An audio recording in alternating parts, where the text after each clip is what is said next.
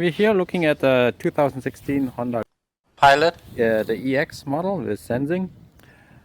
I've myself installed the backup sensors on this vehicle. So if you're getting close to it, you hear the vehicle starting to beep. The side ones don't respond as early as the back ones.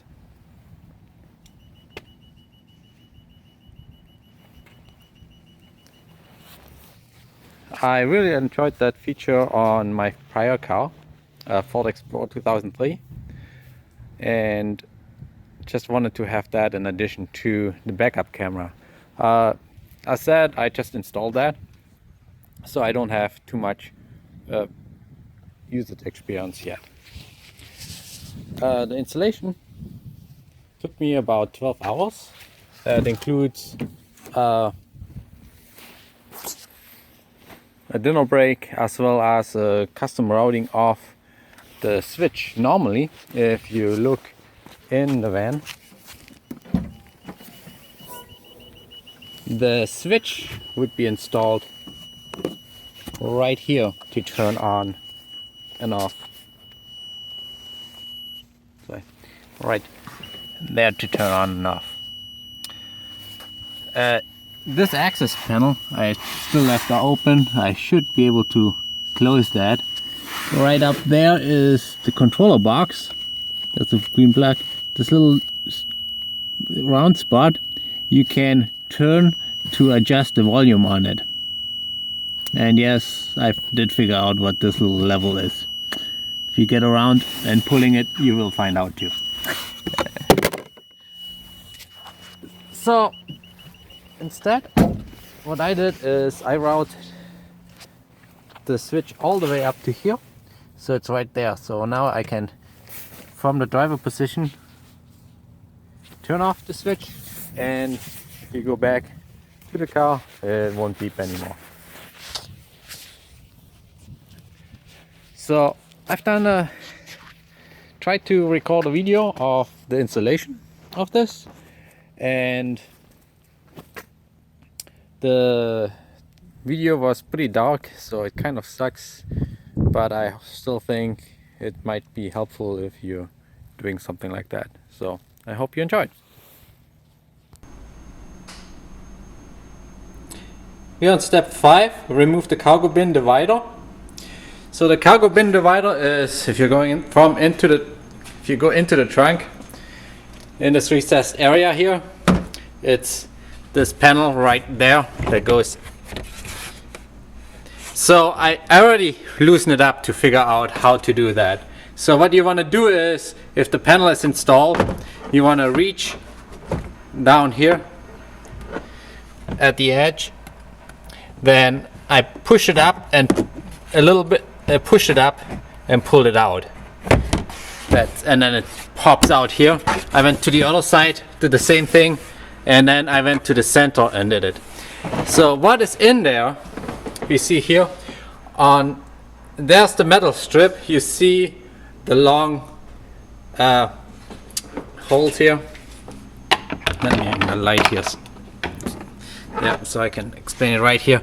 So here are the holes, and right there's the tab that is in the hole. So that's why we needed to lift it up.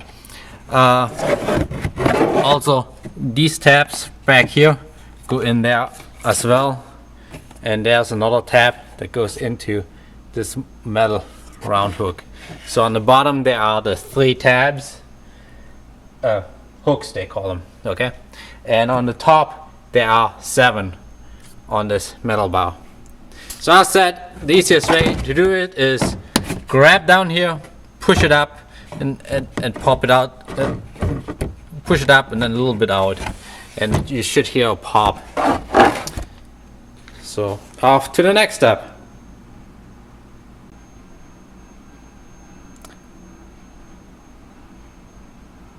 On with step 6 right there, 11 hooks that we remove from the vehicle frame.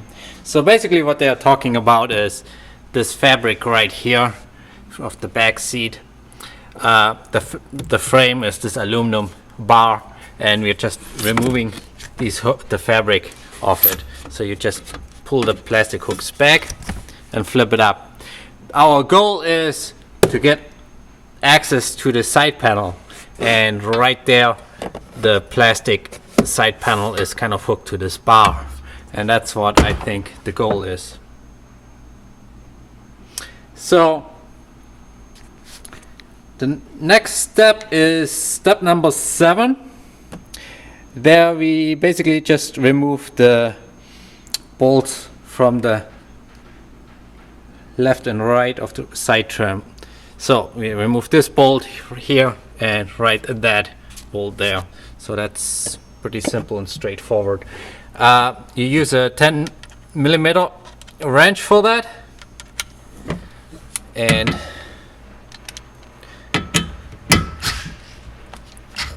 okay, this toy doesn't work. Good old muscle power. 1 second. Working with one hand is a little tough.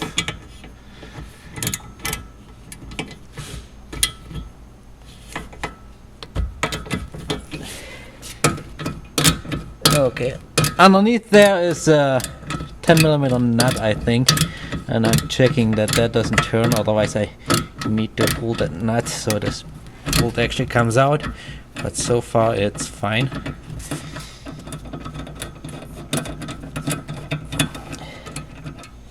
So we got here the bolt with the washer. Oh, that's not a loose nut, so we won't lose anything there. I can show you that in a second. Let's put this here and unscrew that. I bet that's really exciting to watch me unscrew bolts.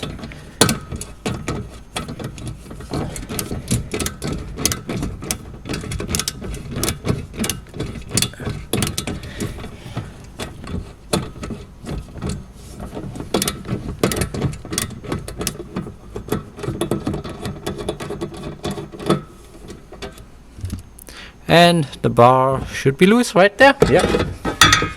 So that's aluminum bar right there. You see where it's mounted, and the nut is part of the bracket right there. And now we have the side panels nice and free on both sides. Okay.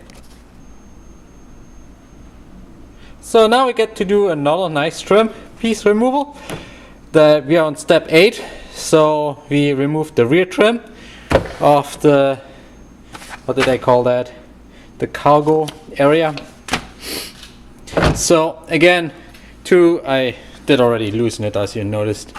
To remove it, so right in here, we're looking now back the cargo area, so you can recognize this label.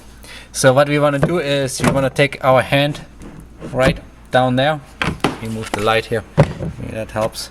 So we want to move it right beneath the trim and then push it up, pop it there, and the same thing on the other side, and then on the middle. So, and that pops up nicely here. So let's go ahead and show you what it looks. This thing popped out. You can leave that in. So right here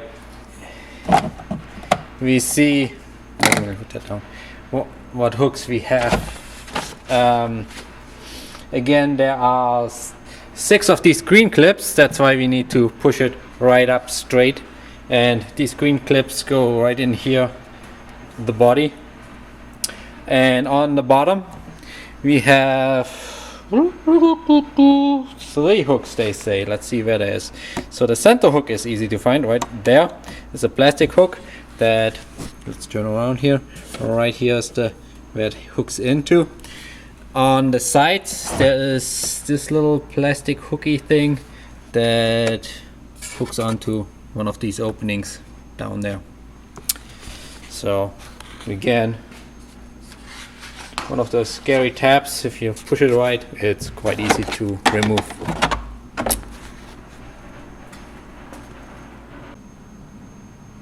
So step 9 is just folding and moving the chair forward. I bet you know how to do that already.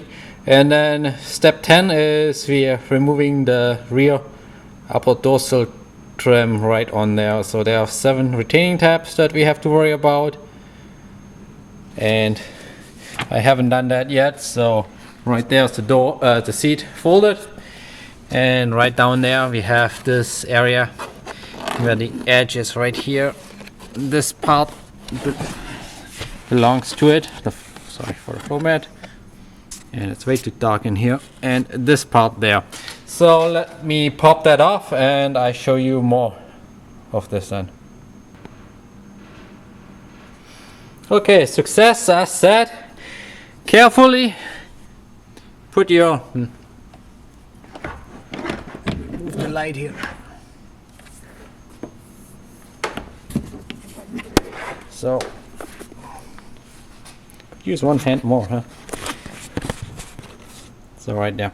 So carefully put your fingers beneath this trim. I started on this side and just pull up, straight up. And as usual, you have to put more force in and worry that you don't break anything. But this panel goes straight up.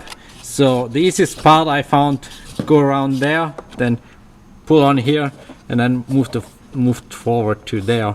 This part was a little bit harder to do, and what we see here is again those straight plastic clips. They go straight up and they hook into these slots right there and here and here, so it comes up straight up.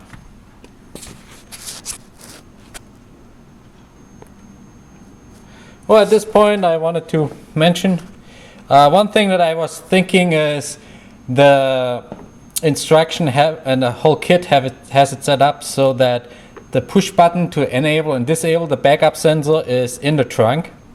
And I was wondering if I could have it right up front by the driver's door, right about there somewhere, to put the switch. And for that I would splice the wiring, run the wires on this side, take off the trims and go all the way forward. Haven't 100% decided yet on if I do that or not. We'll see how all the installation goes and if I can remove the trims on the side fairly easy. I bet I think it should work though. So now we go on to step 11, and that's removing the 2 tie-down hooks. And they have a nice instruction picture there. The tie-down hooks are these hooks right here. So there's one in the trunk. Then the other one is further forward right there. So we need to pull that down, remove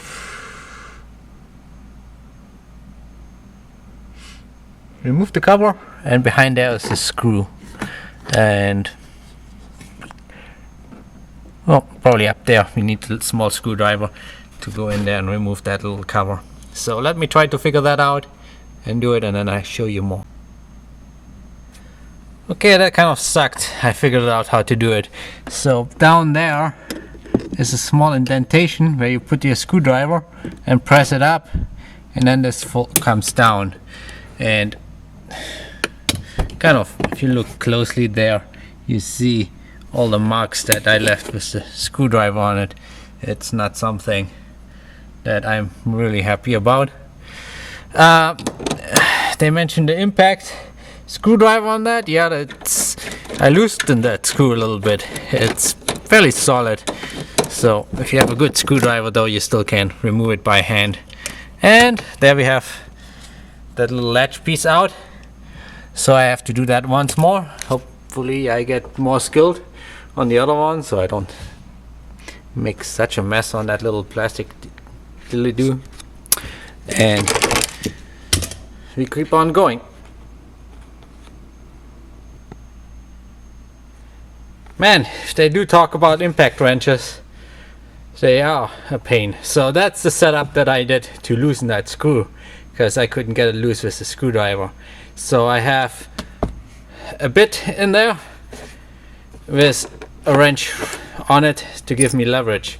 So just in case you're interested, that's a PH3 bit. I would not recommend using a smaller. I think the standard is like PH2 or so, because that's a pretty big Phillips nut. Oh, I'm looking in it, and whoever tightened that skipped their power wrench over too, so that kind of messed up the head of the screw. That's not nice, but that's what happens with power tools. You screw things like that up. Anyway, so yeah, you want to take the proper size screwdriver so you don't mess up the head further than what they were from the manufacturer. So yeah, that's the way I kind of got a little bit leverage by using a wrench on it. So you kind of have to figure out what you have there, if they are really tightly set down. But once that's done, we can keep on going. Before I put these latches away, I just want to mention something about the latches that I noticed right on that. Am I out of focus here?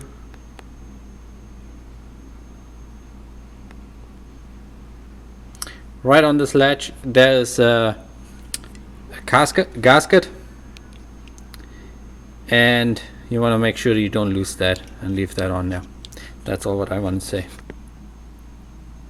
So now we are on step 12, remove the cargo hook. And on eBay I did buy a kit of these plastic trim tools. I was wondering so far if I could use them, and I just noticed that for this task it's gonna be nice to have them. So we just go under the hook, lift that out, and then the hook pops out, and then we take out the bolt. So let's look over there. Here's our little hook. So right there we take our trim tool, level up, and oh, that was a nice pop. We take, oh, I guess not the hook, just the cover of the hook out, and right there's again a 10mm bolt that we screw out. And I'm gonna just skip taping me of screwing. Okay, I removed the bolt right here. The cake is a lie.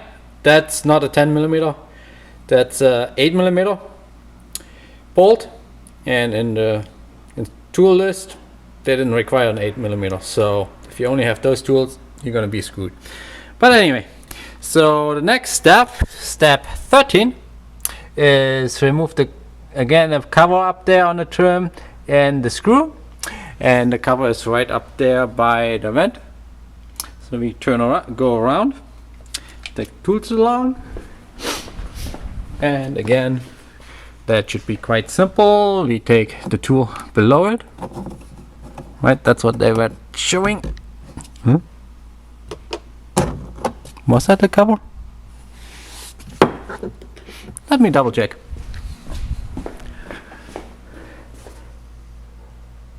Oh, it's in the recess. Ah, that's not the cover. And we come in from the top, so that's right by the door. Yeah, always double check. Let's go further out, right here. So there's the door edge, and it's here. So there we have the little plastic thing.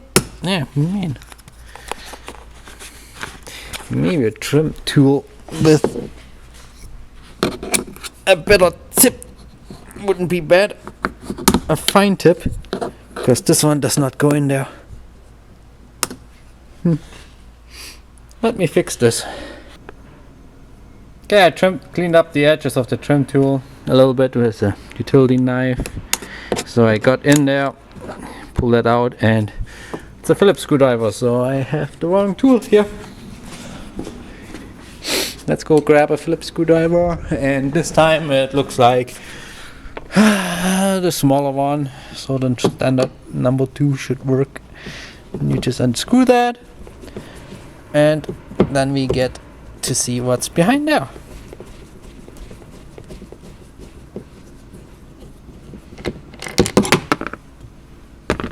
and working with one hand, you lose everything. Okay. Okay, the side panel removal sucked majorly.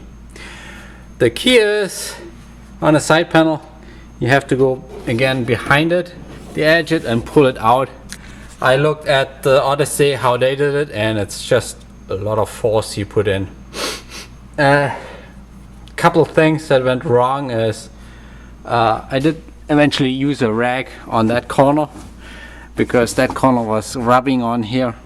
Right there we see a black mark while pulling it out. So if I would have put a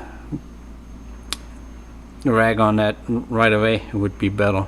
Then on this little red tab was the white plug attached that slides kind of in, and I didn't get that correctly off, and it broke that tab off, which sucks majorly. That's the biggest sucker. Yeah. It's really hard to get that panel out of that place. I had to get a second person there to lift it up together. Just totally side note is on the access panel. So that's what we see normally, right? So we have two openings. One is the opening right under the 12-volt outlet. You see that panel? The other one is in the compartment right there. So the interesting part is what is behind those ones. If you open up the top one, right behind the 12-volt outlet, which you want to unplug when you remove that, and yeah, as I said, that white plug needs to be removed there, and hopefully you can do it nicer. But anyway, so behind the top panel, there's this little funnel that you can use in case you have run out of fuel and you need to fill up your car again with a fuel tank. The bottom door right there has the car jack and the thing to lower the tire, and then behind it is also the car jack itself. Here, let me get the light here. So there are the tools. The other things that we noticed in here is what is that thing again? Is that the fuel pump, the manual fuel pump to pump the fuel forward or something like that? Well, read the manual on that one. I haven't yet. You see all the wiring harnesses. So on my fuse box down there too. In my case, I already have the hitch installed, the factory hitch, along with the wiring. I did not do that. The dealer did that. But that would have been an awesome job just to combine with the backup sensor. Yeah, what else you see here is the vent there. There's some noise padding on it. The subwoofer obviously is on the other side. Yeah, let's see where we are with instructions that are buried somewhere down here. Yeah. And just keep on moving. So, yep, we removed all that. So now it goes to the bumper removal, I think. Let's just look ahead. Yep, we removed some trims on the side and remove the bumper. So, yep. So we did step 15, which sucked majorly. Going to step 16, open the right door and remove the self-tapping screws on there. That is 2 self-tapping screws right above the wheel. And let's just see if I can show you that right now. If we open the door here on the right side, so right down there you see the screw.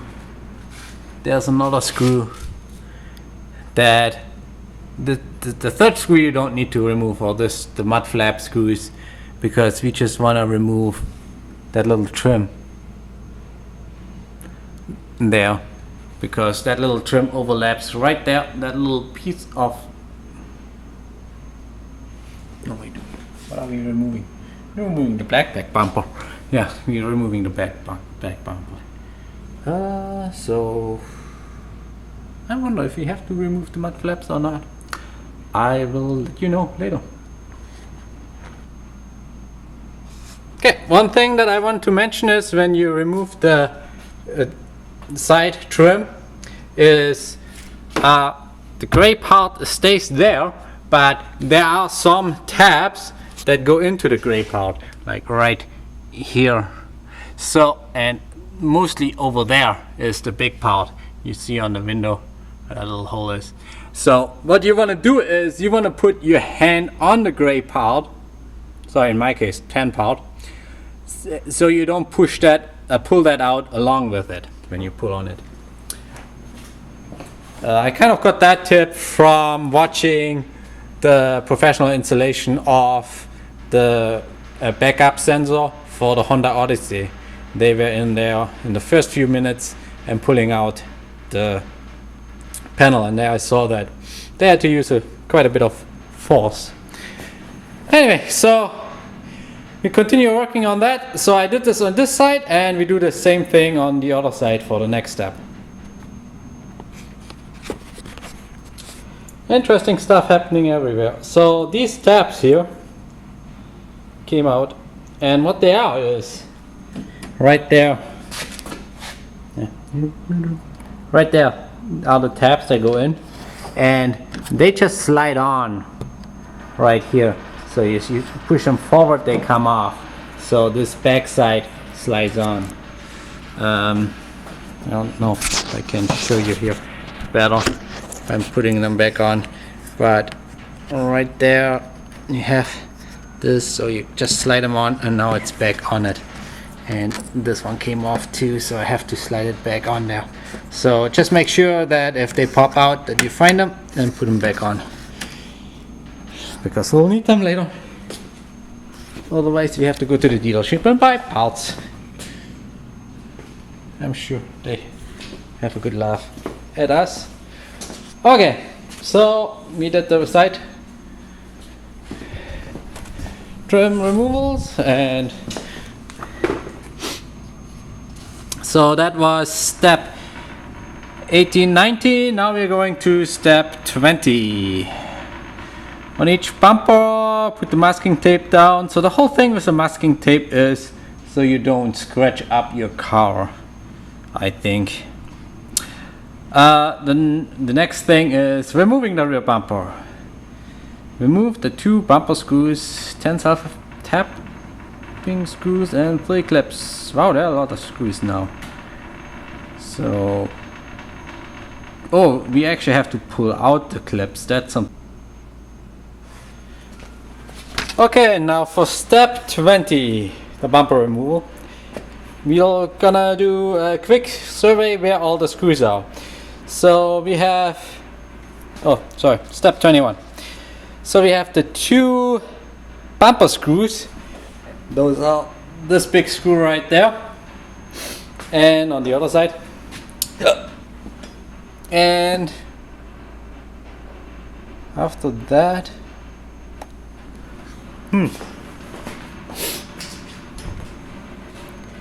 that's the bumper. Oh, right down here. Right behind there is a screw, so that's right by the wheel, the trim piece that we removed.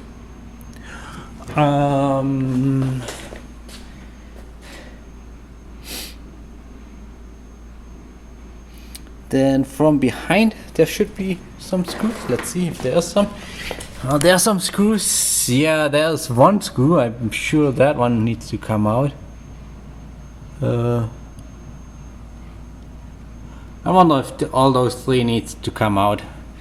Let me see on the paper, a piece of paper here. Yes, all of them have to come out. And then let's look under the car if we find anything. 1 second. Hold on, guys. Okay, what do we have here?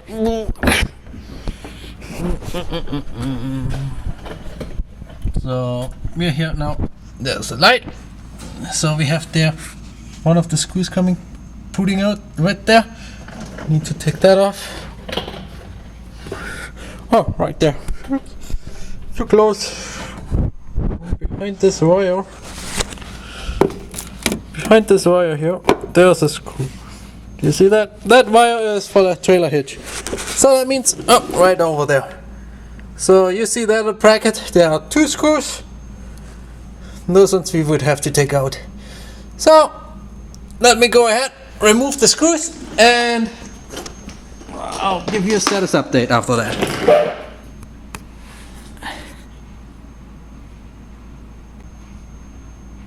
Okay, so yes, we need to remove the splash guard. So if you're actually buying a car and plan on installing mud guards, hitch, and the rear sensor, if you do any of them yourself, well, maybe not the mud guards, that would be pretty easy, but if you're going ahead and put in the rear sensor, you really could install everything else too, because it really does not add any more time to you. All the hard work is really combined.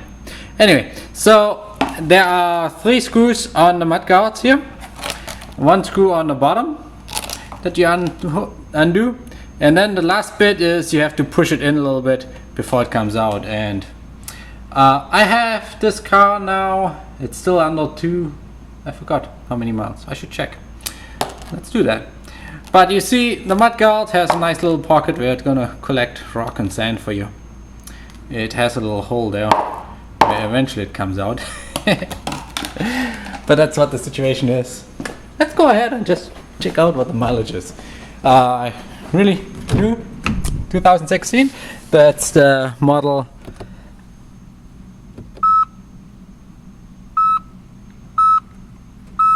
Oh, I don't have my keys with me. Never mind.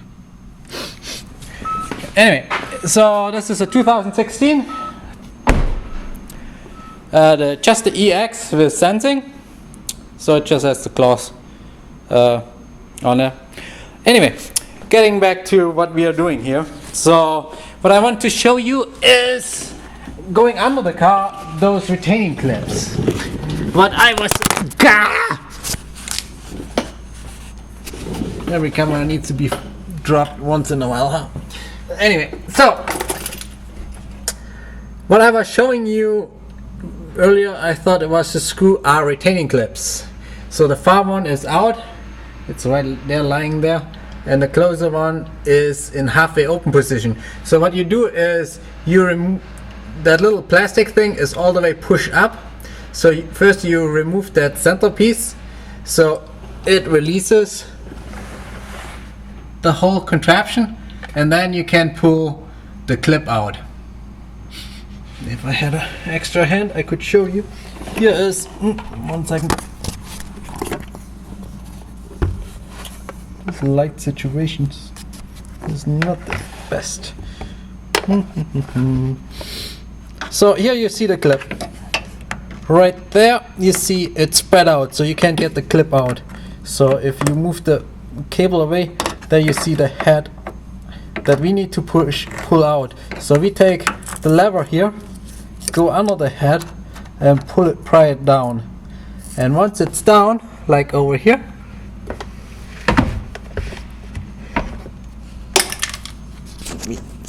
we should be able to just take that out. So right there is, let me go into the light. Right there is what we need to take out, and of course we need to save it. Let me do the last one.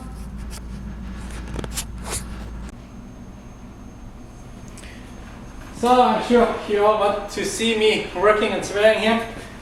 So we are removing the side panel along this way. There are 9 retaining tabs. I did it already on the other side. So here are 8 and the 9th one is over there. Just make sure you count, that you know that it's all the retaining tabs are out, so you don't want to break anything. So the easiest way is to do it with your hands, not to use the leverage too much.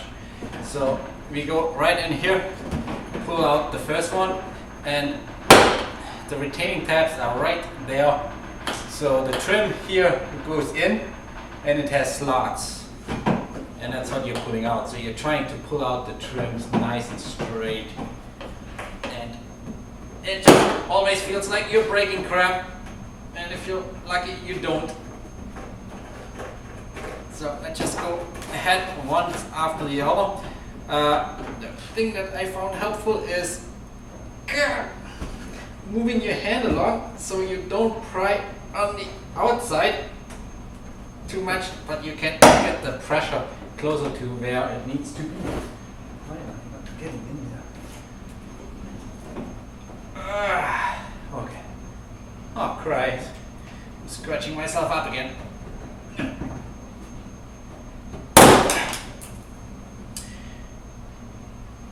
These sounds are always bad.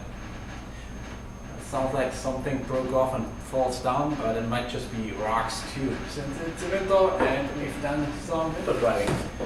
So we got the 8th out, and the 9th one is right over there. On that one, last time I did help out a little bit with very carefully pulling the trim tool there.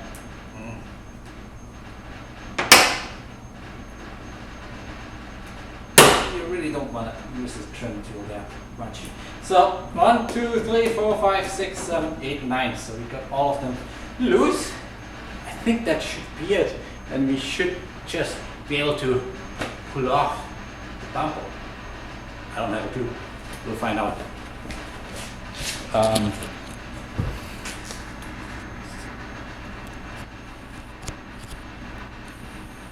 Do you really want to find out with me?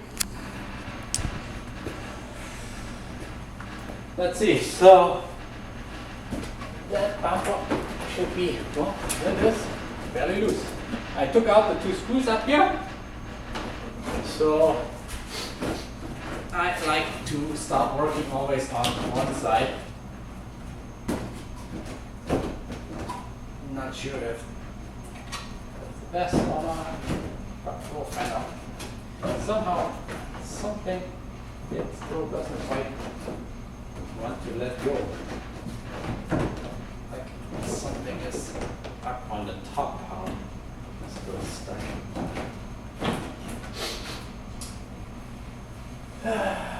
Let's look here. Did we miss any screws? We got the 3 clips. We got all the screws right at the mudguard. So we are done. Step 21 we are. Second, third picture. With the help of an assistant, remove the rear bumper and unplug the vehicle connector. Place the rear bumper on a bracket after removal. So it should just pull right off. And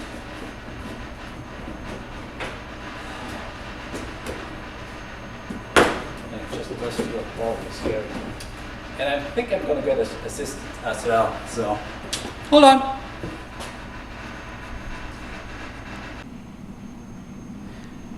Okay, here's the car with the bumper removed.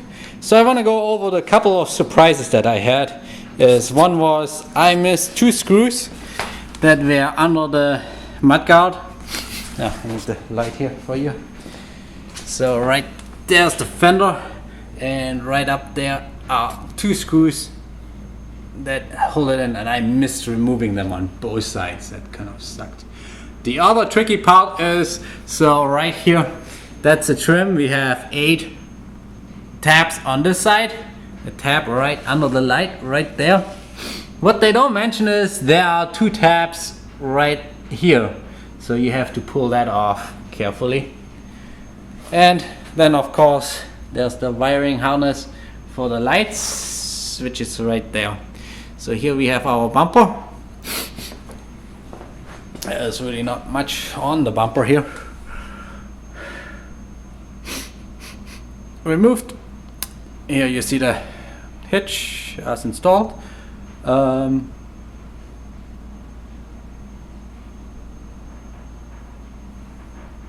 beats the the thing right there, the thing that beeps when you go back, possibly. That's what it looks like. Anyway, so I think we are now at the part where we need to start drilling the holes and stuff. Let's see. Instructions, remove it. Okay, I did already step 22. Not too bright the light here. I did step 22 with the sticky the label on.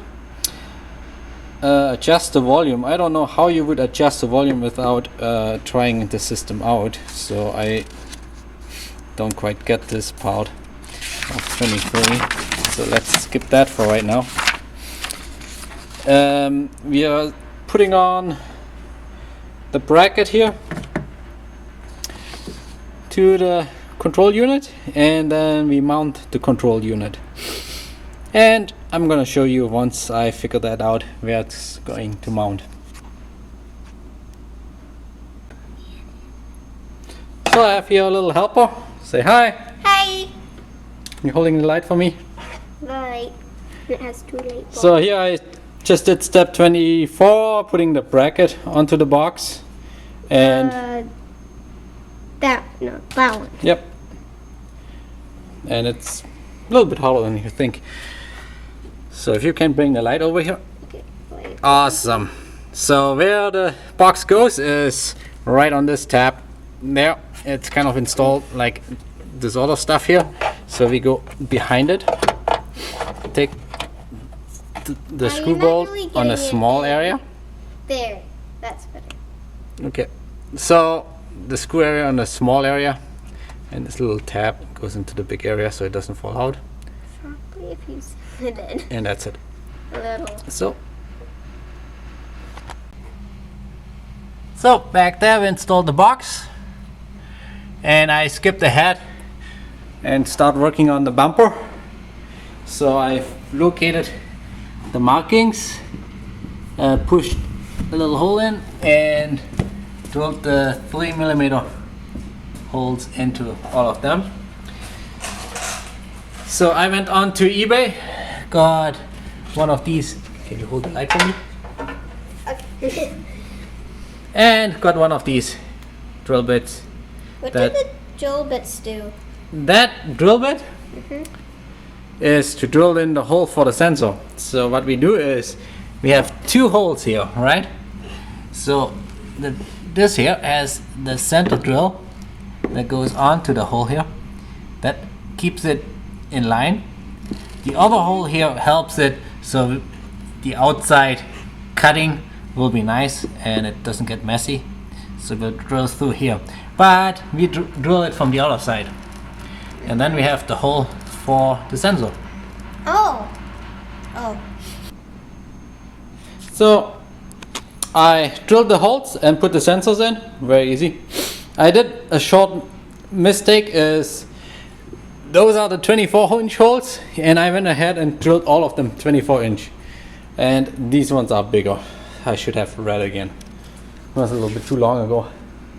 I remember the switch was, I think, a 26-inch, and I forgot that those were different sizes. Showing you something down here. I put in the clips as well for the things. So the sensor, the 2 blue ones are in the center. As mentioned, this one has a yellow sticker on it. That is so it can point the right direction. They point to the outside. As mentioned before, they have a little groove, and that groove aligns with the hole that we put in on the outside. Another thing is, this center one is a white one. This one is a black one, and then the outside ones are all white ones that have a green paper dot on it. Yeah, you can see the green paper dot. Okay.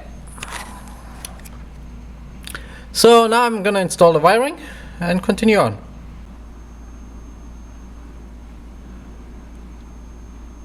Okay, let's just do a quick overview of the wiring here. Let's see, I put put the light right there. Okay, let's just do a quick overview of the wiring here. So we have the wiring harness right there. So the easy part is the grommet here on the wiring harness goes out to the bumper. That is right around the corner all the way on the bottom. There's the grommet that I pushed out. You push it in from the outside, and that is where this wiring goes in, out. The next thing on the wiring is you find that humongous connector with only one wire. That I have the trailer harness, so that goes into this wire right here on the trailer harness. Then the connector with the blue tape is for something else. I don't think we're gonna use that here at all. The green connector goes into the control box that we installed back there, and this connector goes, that connector goes to the speaker that gets installed somewhere up here later.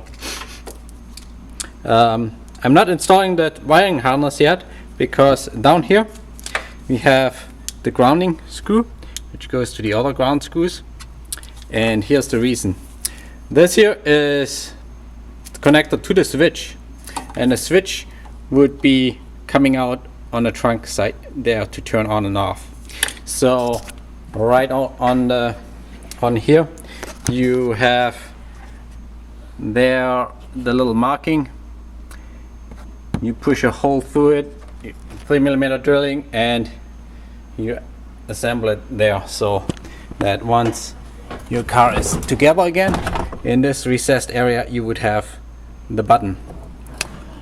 I had a 2003 Ford Explorer with backup sensors, factory installed, and the cool part was they were up in the front, and I really like that. So since we have all this area open, I went ahead, removed the trim here, and there's that piece. The interesting part is what is directly under the floor is the ventilation system. So you see here the vents going up through here where it comes out in the back. Oops, sorry, right there. Move that back. So there it comes out. When you remove that, there is this small piece here that is right on like this, and I can show you on the other side, and you need to push that all the way out this way because that will hold on to this piece here. So what did I gain from removing this piece is a little bit of access right along this edge, and I might be able to feed a little bit underneath there. I pretty much have to fish the wires through there to get it. And let's go up front. I used the installation instruction for the illuminated sill and on how to remove the front panel, dashboard panel, as well as the sill. So on the sill you basically just pop it right up on here. On the dashboard what you do is you remove a little bit of this door gasket. There we go. Then you can take off this front plastic panel. Once that's off, you can pull off the dashboard. And the dashboard has all your button connectors here that you have to remove. And over there is the two little tabs that you have to push apart because under there is that little box is the sensor, and that doesn't have very much slack on the wires. So if you look at the switches and how this is designed, is this metal piece right there comes right down where the switches is right here. So you don't really have much room. So I'm not sure that you would have enough room for right here to mount that switch. You definitely don't have room there. So I'm wondering more mounting down here. And so it would be a little pointed downward. The switch unfortunately does not fit into those ones. Yeah. Before I drill any kind of a hole, I want to make sure that I can push the wires all the way to the front. So that's what I'm doing. I'm running the wires first, then I'm figuring out to splice the wires in the trunk, and I can show you right there. So if you're going to the wiring harness, that's the plug that we need. So we would splice it far enough that we have the wire still, and I solder the wire that I run between those two places in here, put some shrink wrapping over it to protect the solder, and use that same plug up in the front. And of course, yeah, that adds a little bit of work, but I think I would, if that works out fine, I really would enjoy it. So I'm gonna go fish the wires and see if that works. Okay, so not much has happened, really. I set up the wiring for the front control. So we have the box right over there. I still have to install the beeper. I did hook up the wiring harness to go outside. I did show you before it was the hole all the way down there, which is not correct. It's right behind. This is the trailer unit, and right behind there is a star in the foam that you go through, and the wiring harness comes out right up here because the hole below it is way too small for it. The wiring harness I mounted right under this wire here. Then here is the ground, and I ran, probably need to get some light here. Let me use the light here for 1 sec.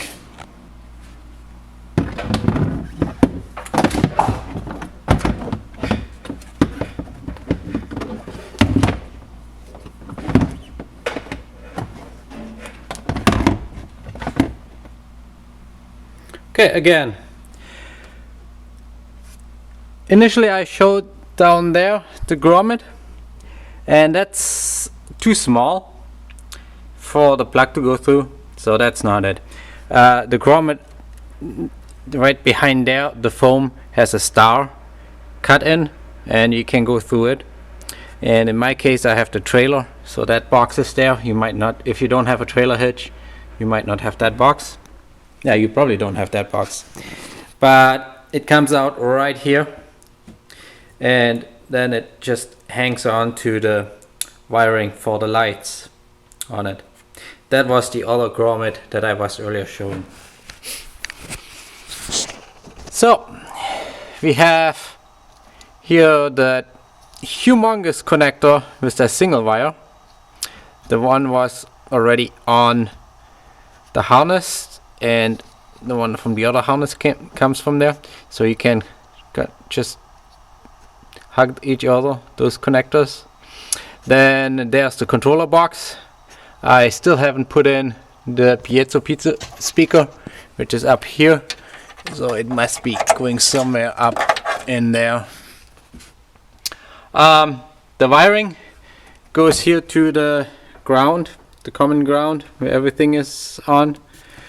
Then I have my custom wiring. The switch would come somewhere around here out, and I did the custom wiring on that and just continued on all the way to the front. So for the custom wiring.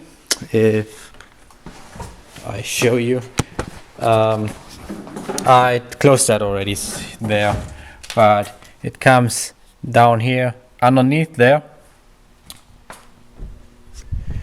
by the air duct, and then it comes right around here. I routed it up that area there, and it comes right here as that wire. So what I decided to is I installed it right underneath these buttons here. Let me hold that nicely right there. So up there is the mirror, echo button, sensing stuff, and right below it, those rectangular holes don't quite work for this button, but that's okay. I think that still looks pretty decent. Right here you can see how it's installed. Quite simply, you drill a hole in. I took out these two switches just in case. I don't want to hurt those switches, and that gets installed right there. So that's what I'm gonna do next. So that's the end of the video and the installation instructions. Maybe you find them useful, maybe not.